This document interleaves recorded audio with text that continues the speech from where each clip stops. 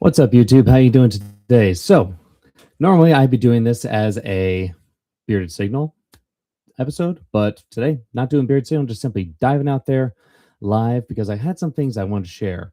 So, going over kind of my history. People that may or may not know this, I used to work at BMW. I have a massive history being there. It was great. I was unceremoniously and frankly illegally uh, let go because they have a well, never mind. Not really worth talking about. Anyway, when it comes to vehicles, electric vehicles, I'm a massive fan. I've been electric for almost 7.5 years now. It is fantastic. I love every second of it, and I highly encourage other people to do the same. Why? Because it's better in every measurable way. I know what some people that are, against this are thinking. The first thing that comes to mind is, well, why on earth would I sit there and get an electric car? They're more expensive than gas cars. That has really come down significantly from where it used to be. And oh, also for anyone who doesn't know, this is my office. This way you can see a lot of this. Let me turn my whole thing this way a smidge. So yeah, I really can't tell if this is better or if right here is better. This feels a little better. So nah, I'm gonna keep doing it from the side. A little bit better. Anyway, sorry, I'm getting off topic. Bottom line, I no longer work at BMW. I now work at Rivian. And I'm not gonna lie, outside of some very distinctive things, I think Rivian is a significantly better company, not just in what they offer to me as an employee personally, because it's non-franchised, which franchising kills a lot of these companies when they go out there. The fact that it's direct to customer or from direct to consumer is huge. Tesla, as weird as it sounds coming from my mouth, thank you for doing that. Thank you for introducing that in the way you did. I think that's exceedingly important here in this realm. But something that has been bothering me extensively is people aren't really talking about Rivian's reliability compared to things like Tesla and BMW. Now, let me paint a little picture here. All right. The year is 2018, right? Tesla Model 3 sales were well underway in the US. There was no electric pickup truck yet. Tesla was virtually the entire US EV landscape. And a competitor like Rivian was just beginning to make noise with bold electric prototypes. They had one earlier that was like a little coupe, but it was basically direct out of the box, exactly what you expect from every other EV at the time small, bulbous, two door. And then they said, you know what? We need to do something different. And it works, right? So this is the moment when the EV market felt both inevitable and uncertain. And some of the more tumultuous years were still ahead. And at that time, an all electric future definitely seemed like it was coming for us all at full speed, but there weren't many choices on the road, let alone affordable ones. Everything was super expensive and so usually driving into the triple digits, or they were so small batteried and new to the entire market that they just weren't worthwhile.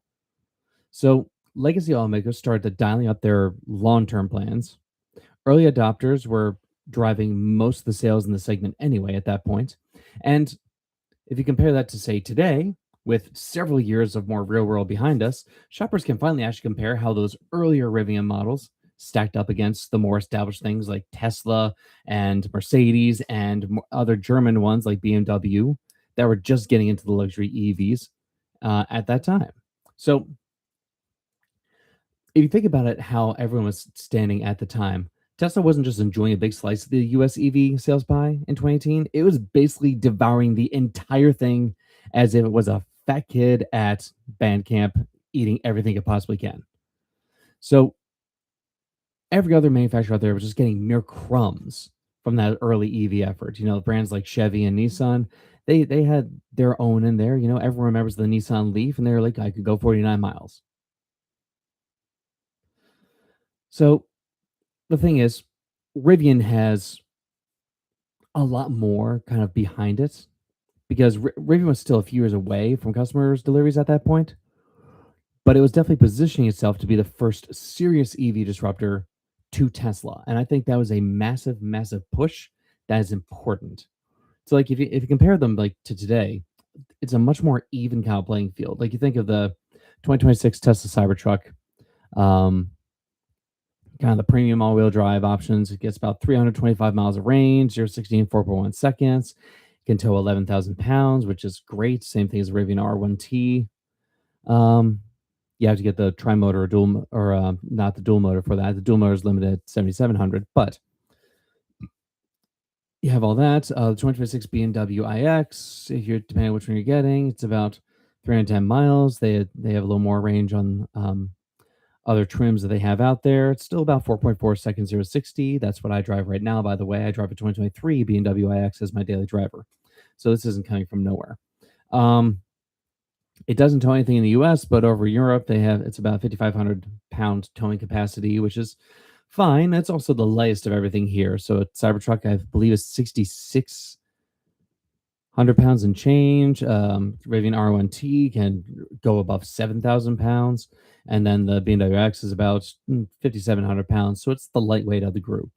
All of them can charge about approximately 140 miles in 15 minutes. So that's the Cybertruck and the BMW, and the Rivian's just a little less than that. It takes about 20 minutes to put on 140 miles at a DC fast charger, solely because it's limited at 220 kilowatts instead of more.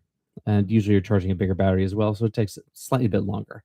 They have come a long way because it used to be a lot worse than that. You'd be looking at like 45 minutes to charge from 10 to 80%. They've cut that a lot, which is kind of necessary.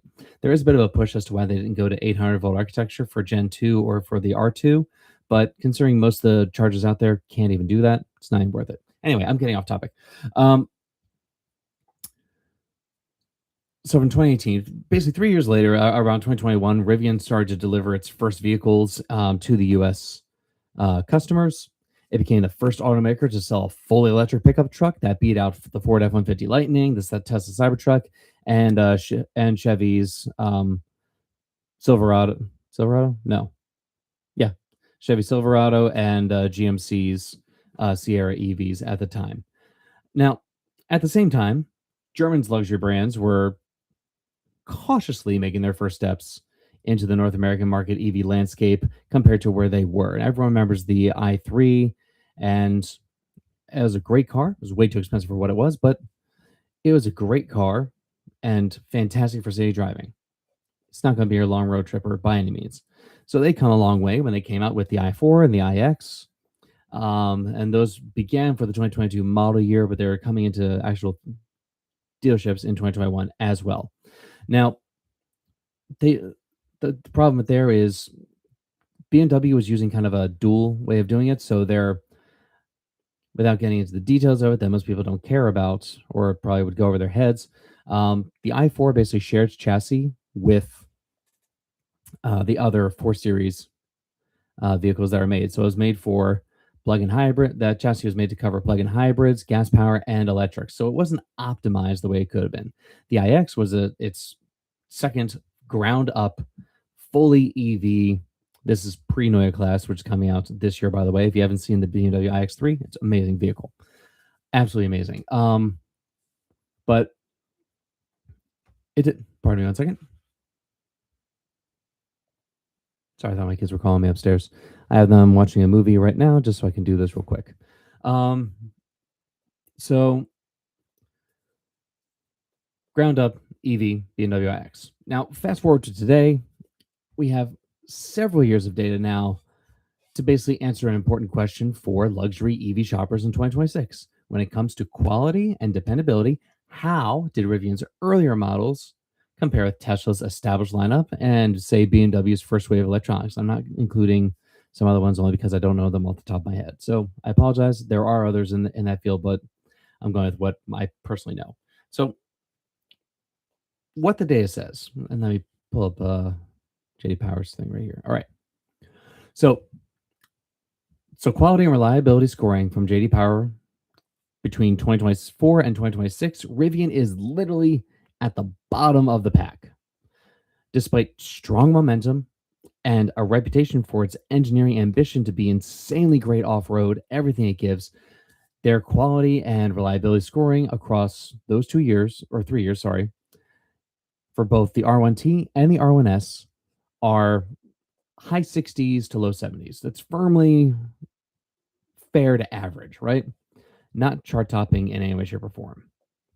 They're also a newer company. You expect a little bit of hiccups there.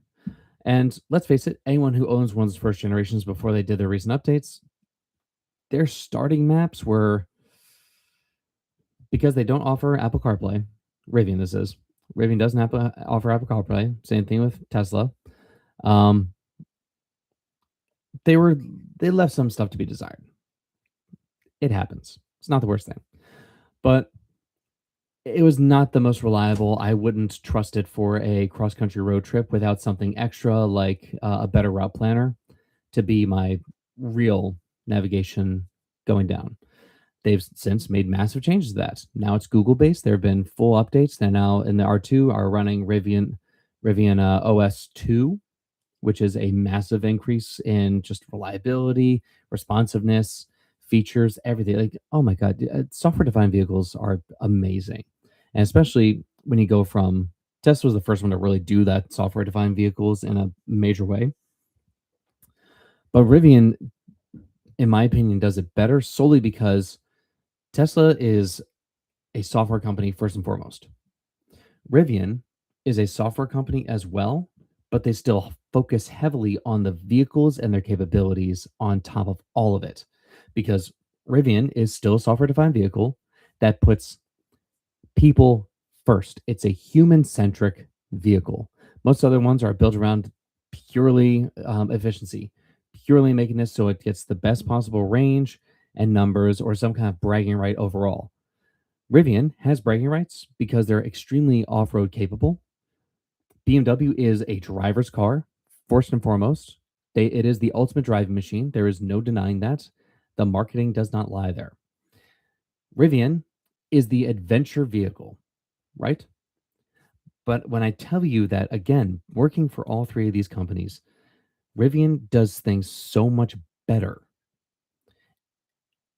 And it shows in the details of their cars because it looks like a normal truck. So people that are scared of EVs aren't going to look at it and think, "Oh God, that's like an egg." They look at it and go, "That excites me. That looks like my, Toyota 4Runner. That looks like my Palisade. Whatever you drive that's gas powered.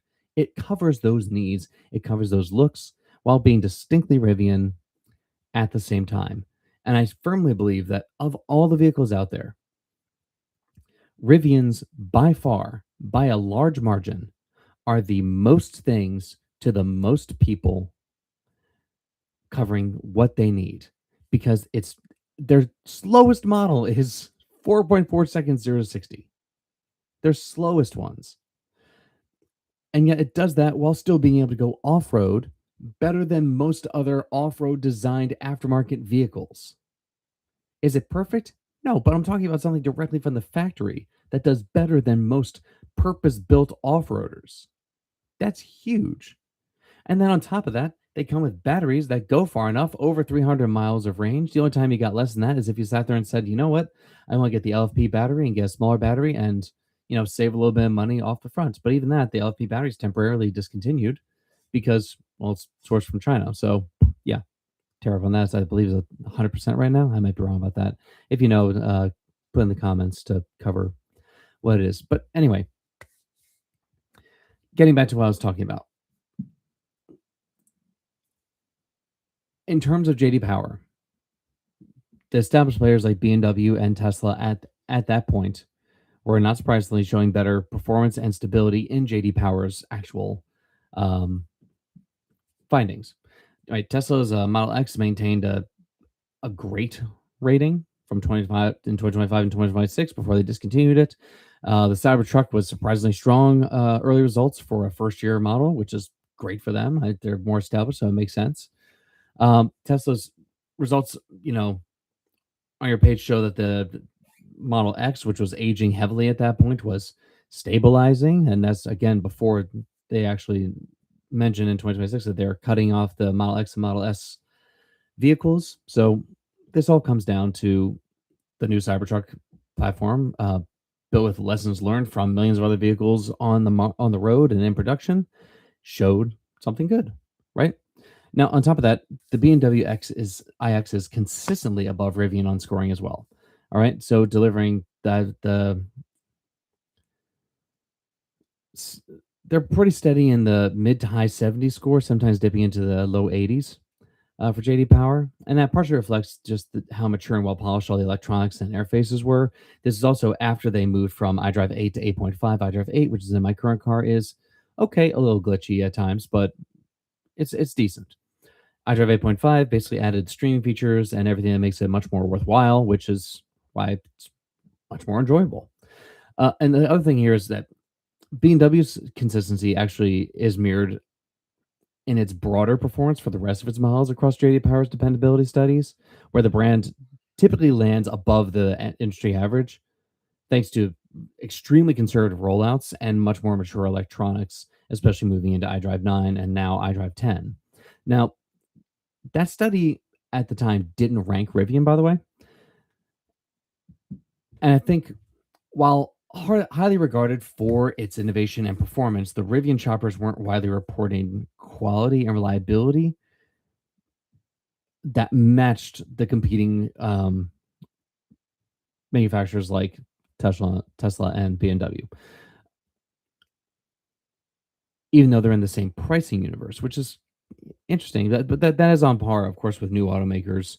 That then reflects the reality of dealing with new supply chains and new software programming and first generation parts and process. As most people may or may not know, Rivian did start off with Bosch motors for their quad motors. Really impressive. Again, 850 horsepower and over 900 pound-feet of torque was amazing for the first generation that came out. Then they started making, and they, in basically no time, went from using Bosch motors to making their own enduro motors for the dual motor setups. They had it so it's clutch disconnect, so it actually becomes front wheel drive for the R1s. The motors that are in the Maximus motors in the R2 actually disconnects the front, so it's a rear wheel drive under highway driving, which is awesome. Um, and then they also have their Ascent motors that replace the Ascent motors are basically twin motors per axle. So Enduro is one motor driving two axles, where the Ascent motors are twin motors, one axle each. So basically, you have dual motor, which Enduro and Enduro, front and rear. Then you have the tri motor, Enduro and Ascent motor in the rear. And then you have the quad motor, Ascent and Ascent. Most people don't know what that is, and that's fine. It's more like internal talk and for techies. But if you're a techie and you're watching this, welcome. Um, so I guess what the different averages between the difference between an average and a great reliability score from the driver's seat, while the data doesn't really strip out that kind of specific failure or pain points, the broader insights from JD Power's vehicle reliability studies kind of fill in more of the picture overall, right? So in recent years, the vehicle studies have basically consistently shown that the biggest sources of owner frustration within EVs aren't the motors, the batteries, or mechanical components. It's the infotainment systems, connectivity features, and onboard electronics by far. So if your new or slightly used EV is going to give you any headache, that's likely where it's going to be coming from, is that software related part, not the hardware in nature. And again, a lot of people who are worried about batteries, especially, universally the information coming out of over a decade of electric vehicles shows that the batteries are rarely, if ever, the problem. Right now, surely, surely, through all these various things that have happened across the industry, usually the biggest thing is not the batteries, but supporting hardware if hardware is ever going to be an issue. And it's usually something that the high voltage system susses out. For instance, Kia and Hyundai. Kia and Hyundai. Their thing is the ICCU, the integrated charge, the integrated charging unit, the one that converts AC to DC and takes care of DC fast charging and all that. That is the biggest hiccup for them. I had a CCU issue with my i4 when I had it. It got replaced, but for a while I could only do DC fast charging. I couldn't even do AC charging at home. So that was interesting. I haven't had any issue with my iX in any way, shape, or form with that. And most people, again, across every other manufacturer, the battery is not the problem. It is always going to be something else. Now, the thing is, Tesla and Rivian, more so than any other company out there, offer over the air updates, right? So surely an over the air update for a software defined vehicle would smooth out those issues, but not so quickly. So, again, according to JD Power, many owners report that the over the air updates were either, excuse me, were either making minimal to no noticeable difference or even introducing new quirks rather than fixing things. And it's not a safe assumption that software updates will reliably resolve any annoying glitches.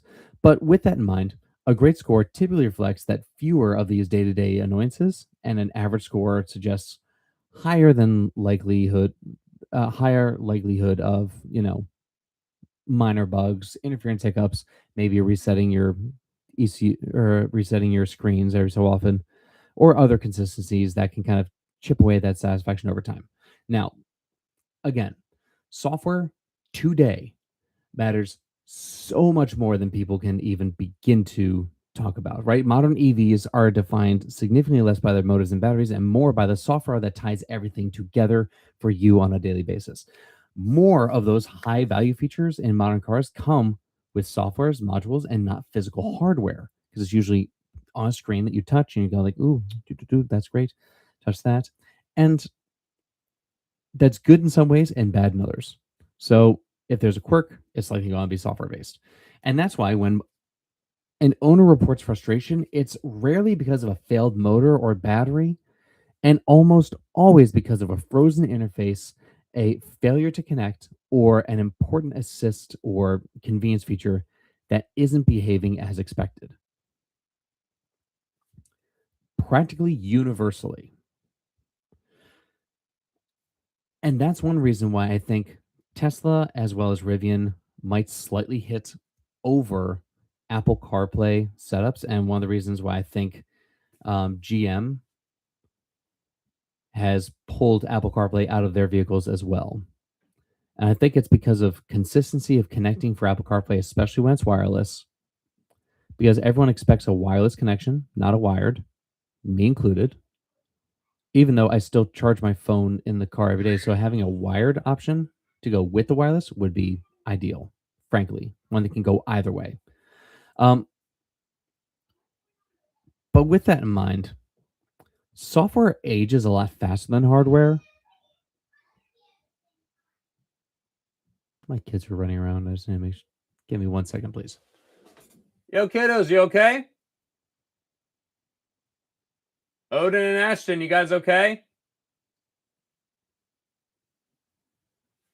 I know they're being suspiciously quiet. Anyway,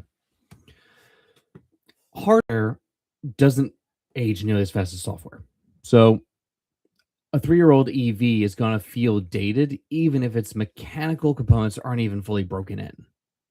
So for 2026 shoppers, software maturity is an area that is increasingly important, especially when it comes to long-term satisfaction of brands that have, as long as it has stable, well-tested systems that tend to smooth out ownership experiences. So none of these machines are exempt from like massive depreciation, right? Because, for instance, my BMW iX that I picked up, 2023 model, I got it for $44,000. It was 93,000 brand new, and it had 38,000 miles on it.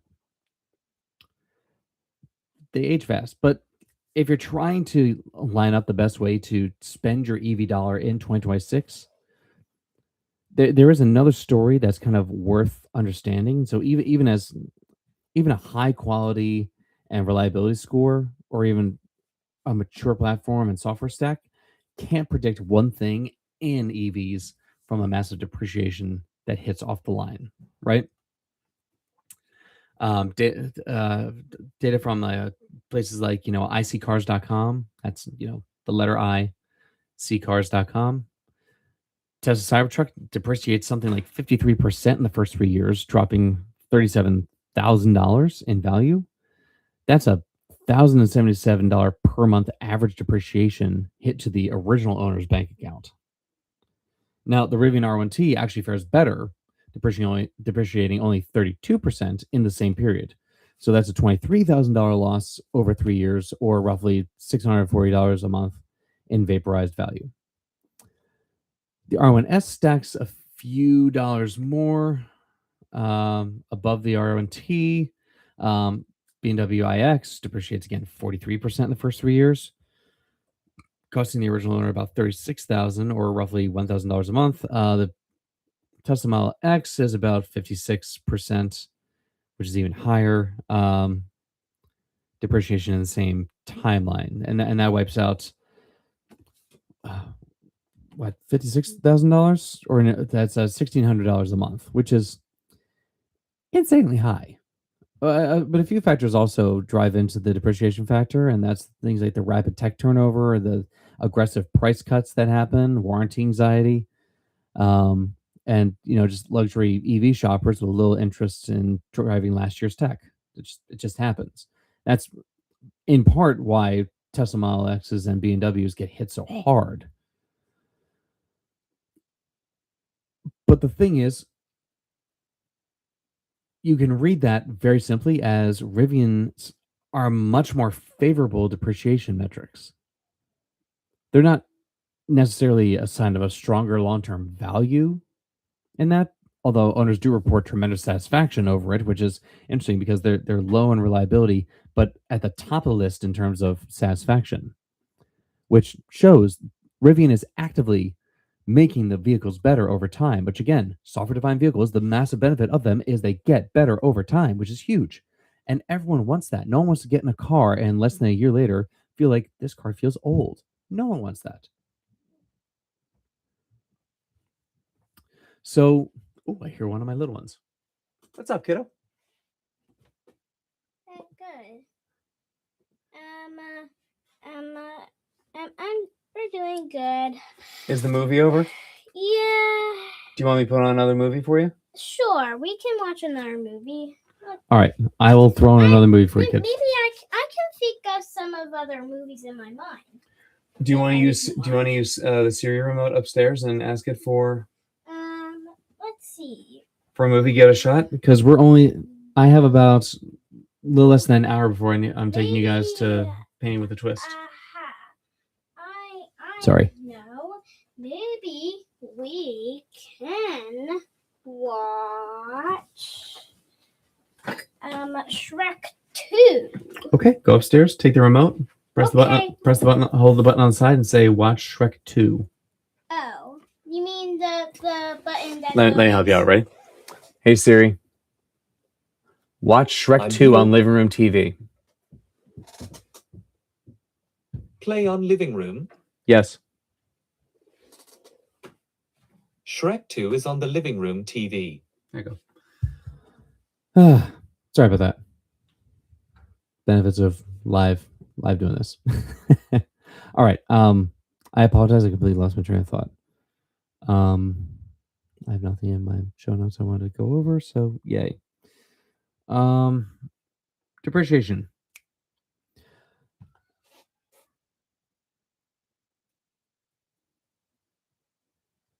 While early MSRPs were lower than Tesla and BMWs, the used market supply is still relatively limited in terms of Rivians. So as more Rivian models enter the used market, depreciation could accelerate.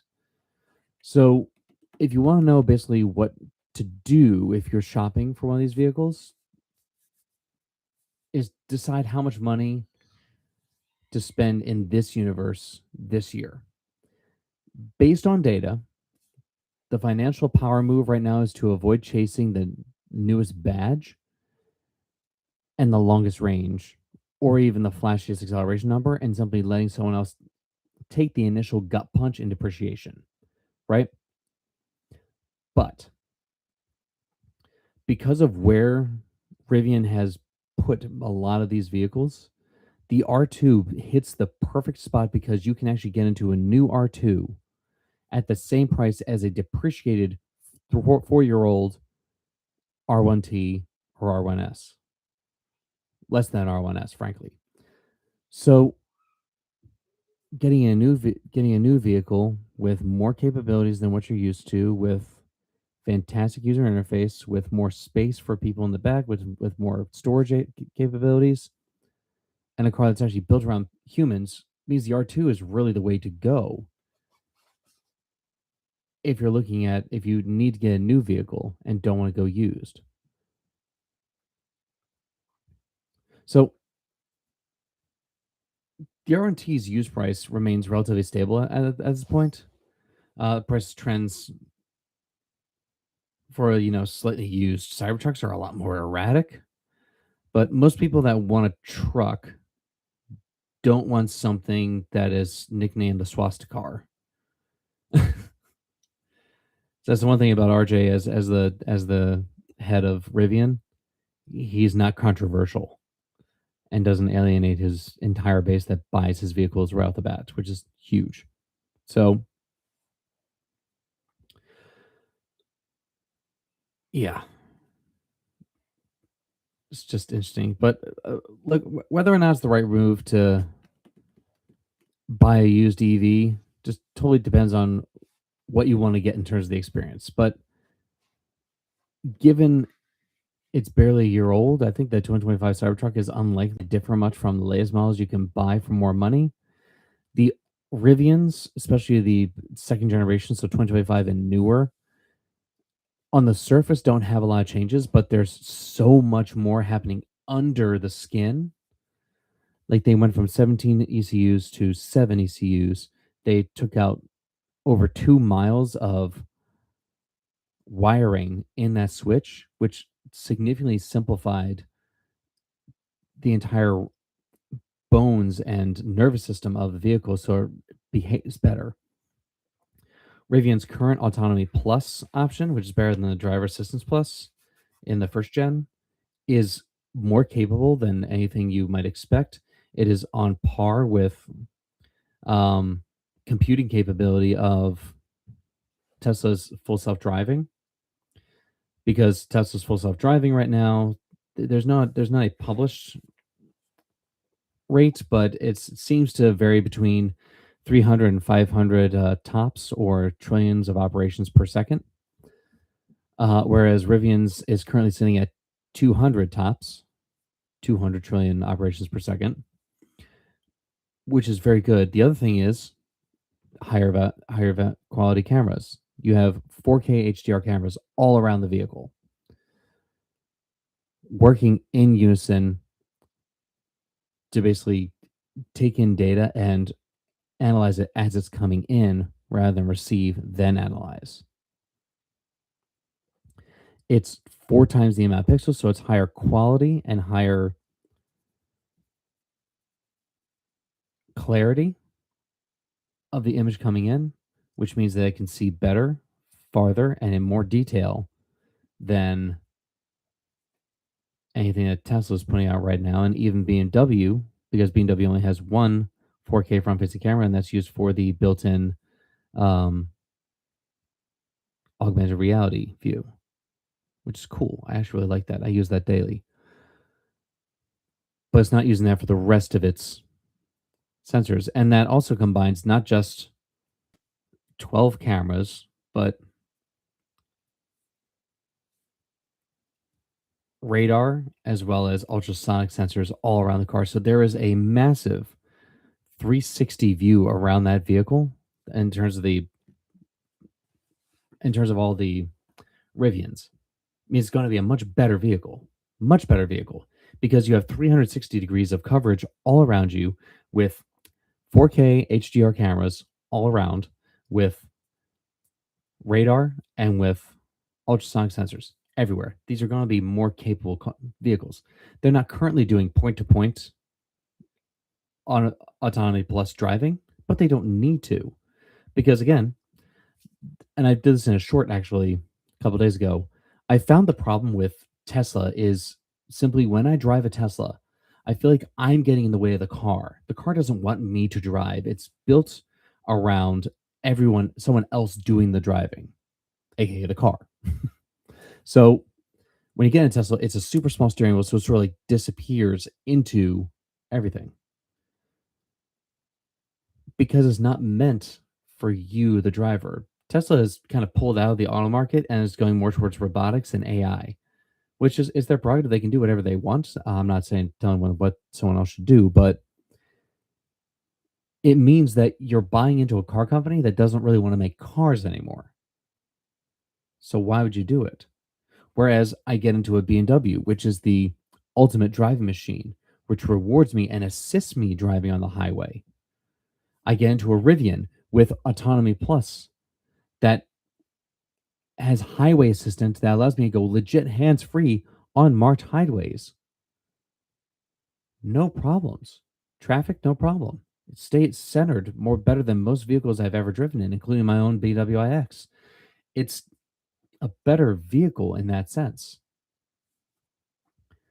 And so if someone was asking me personally, after 5 years of being 5.5 years of BMW versus 1 year, sorry, one not even a month at Rivian already, would I get a BMW iX3 over an Rivian R2? No, I personally wouldn't because I like the blend of everything and I like to go off road every so often. My iX can do it. It's not happy I'm doing it, but it does it. But the R2, in terms of driving capabilities, in terms of feel, in terms of everything that it could be, is such a better feeling vehicle. And there's more of a difference between its soft suspension setting and its hard suspension setting. You actually have a difference. It's more perceivable.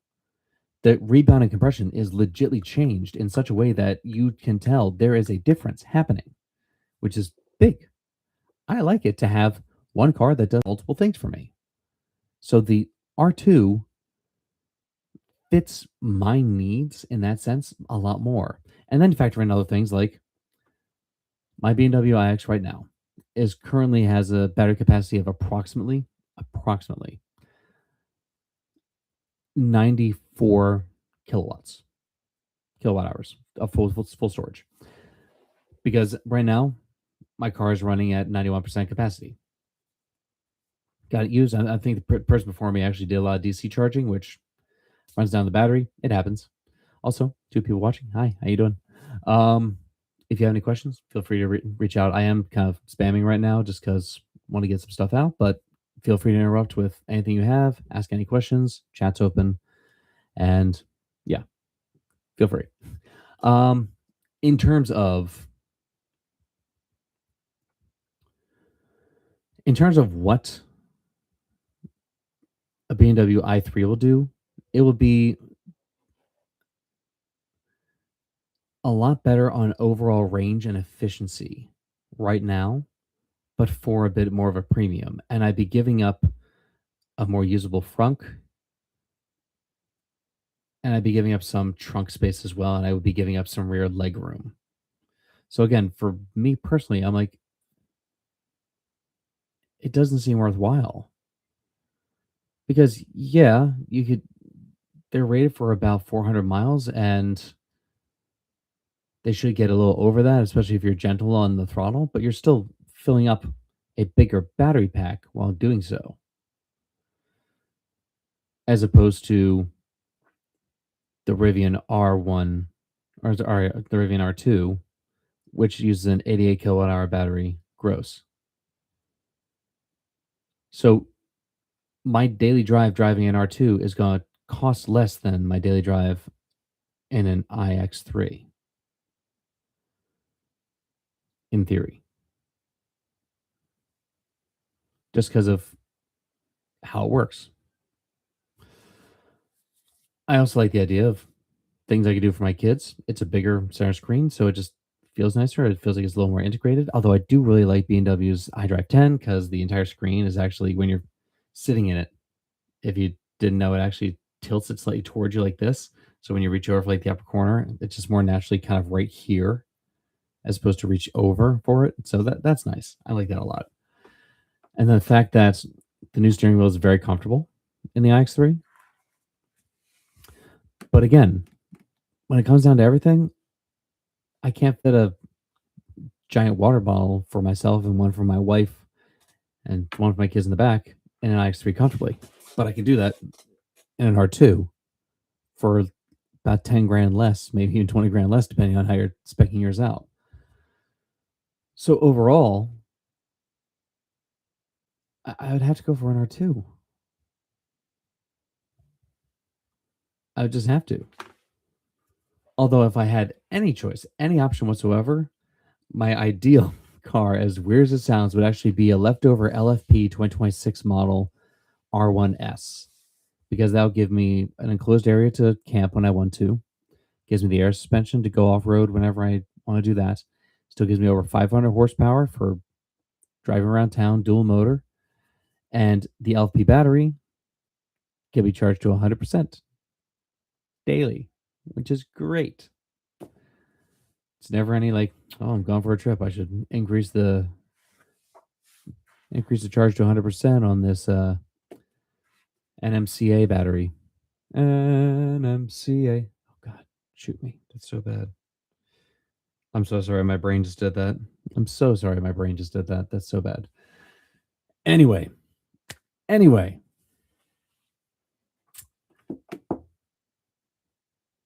By the way, yeah, that guy right there, ADHD.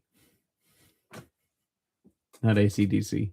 It's ADHD. That's me. And if you don't know, this little guy right here, custom made for me. Massive, huge fan. Spider-Man, well done, good brother. Love it. And Teenage Mutant Ninja Turtles. Now, one other thing that you should probably know about me, if you don't, and you've probably seen this in my other ones, is I have a lot of stuff up there. I also have a 3D printer to my right here. I do little things like that. The rest of the stuff I do here, it's fine. So when it comes to this, everything from this side over, it's my Jack Sparrow stuff. Obviously, if you don't know what this guy right here is, my best friend and brother Stitch, unfortunately, got in a really bad place mentally and committed suicide 2 months ago. But that's his little shrine, and life sucks without him. Just to be honest, I used to talk to him daily, so it hits really freaking hard. I recently sent my last text to him because they rightfully discontinued his phone number, disconnected his phone line because why are you going to keep a phone line active for someone who's not around anymore? So my last 3 texts to him have not gone through, but I just needed to do it to move on. Anyway, I'm getting into the weeds. That's it for this stream. Thanks everyone for joining in. Obviously, this is going to be posted live, so if anyone wants to listen to this afterward, I did have a little bit of random stuff in there, so I apologize, but that's part of the deal of live streaming. You never know what's going to happen. And yeah, I appreciate every single one of you, and thank you for your support. Thank you for joining me. For anyone who just randomly came across this, thanks for coming in. I will be posting some more stuff on my Bearded Signal channel as well as my actual podcast stream. So keep your eye out for that. And yeah, let's get a move on. I'm going to do a whole thing on autonomy actually, in terms of vehicle autonomy. Probably later tonight. I'll have it posted by tomorrow morning. So thanks again for everyone. Thanks for joining in, and have a great rest of your day.